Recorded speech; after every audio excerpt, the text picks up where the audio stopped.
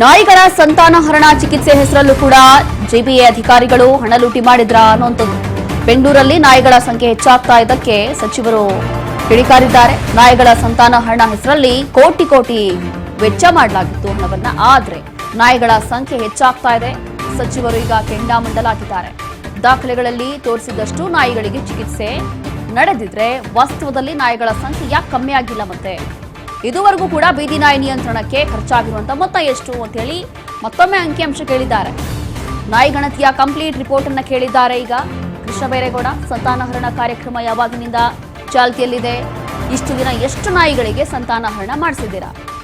GB ಅಧಿಕಾರಿಗಳಿಗೆ ಸಚಿವ ಕೃಷ್ಣ ಬೈರೇಗೌಡ ಇವತ್ತು ಪ್ರಶ್ನೆಗಳ ಮೇಲೆ ಪ್ರಶ್ನೆಗಳನ್ನು ಕೇಳ್ತಾ ಇದ್ದಾರೆ. ಹೀಗೆ ಕಚೇರಿಯಲ್ಲಿ ಸಭೆಯ ಸಂದರ್ಭದಲ್ಲಿ 20 ವರ್ಷದ ಹಿಂದೆನೆ ಯಾವುದೂ ಕೂಡ ಬೀದಿ ನಾಯಿಯನ್ನ ನಾವು ಹತ್ಯೆ ಮಾಡುವಾಗಿಲ್ಲ ಅನ್ನುವಂಥ ತೀರ್ಮಾನವನ್ನ ಬಿಎಂಪಿ ಇದ್ದಾಗಲೇ ಮಾಡಿದ್ದೇವೆ.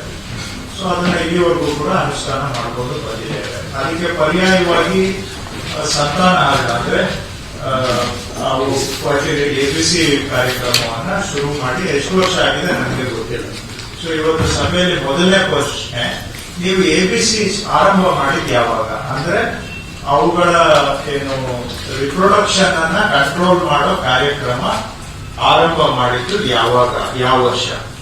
ಅಲ್ಲಿಂದ ಈ 26ನೇ ಇಸ್ವಿವರೆಗೆ ಎಷ್ಟು ದುಡ್ಡು ಖರ್ಚು ಮಾಡಿದ್ದೀರಾ?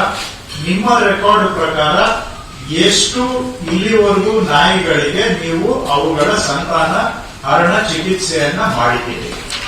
ನೀವು ದಾಖಲೆಯಲ್ಲಿ ಹೇಳುವಷ್ಟು ಸಂತಾನ ಹರಣ ಚಿಕಿತ್ಸೆ ಮಾಡಿದ್ದಿದ್ರೆ ಇಷ್ಟೊತ್ತಿಗೆ ಬೀದಿ ನಾಯಿಗಳ ಸಂಖ್ಯೆ ಎಷ್ಟಿರ್ಬೇಕಾಗಿತ್ತು? ಬ್ಯಾಂಗ್ಳೂರಲ್ಲಿ ವಾಸ್ತವದಲ್ಲಿ ಎಷ್ಟಿದೆ?